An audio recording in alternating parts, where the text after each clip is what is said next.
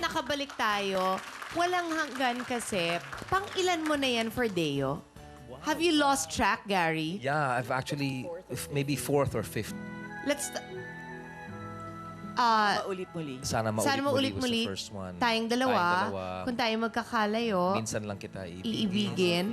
So, fifth. Fifth. This is the fifth talaga. And you played all the instruments. Well, for this one, yes. For Sana Maulit-Muli and for...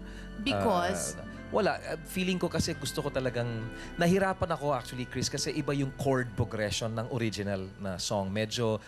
For me, it was dated. Yung pang 70s ba? Okay, Bagay so- doon. so what I ginawa did mo- was, iniba ko ng yung chords, tapos inisip ko, this is a teleserye, and this has Richard Gomez and Don Zulueta. Ay, sabi ko, and then Coco Martin pa. Sabi ko, kailangan, sige, ako na lang gagawa. Tapos yun, ito yung lumabas.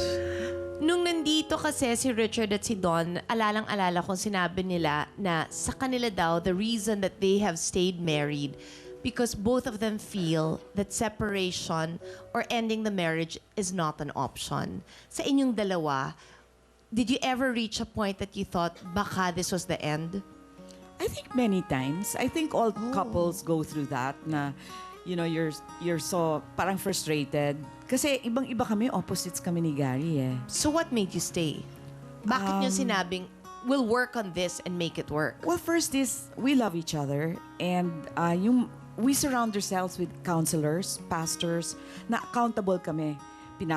Kinagagalitan si Gary, kung mali siya, kinagagalitan ako. So, yun ang importante, na may accountability ka sa isang, person.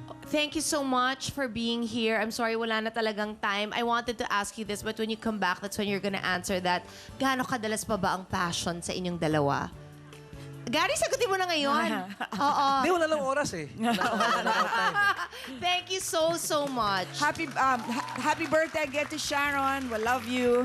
Happy birthday, of course, yes, to the megastar Sharon Cuneta. Uy, Yeah. nag-happy birthday ka ba sa kanya?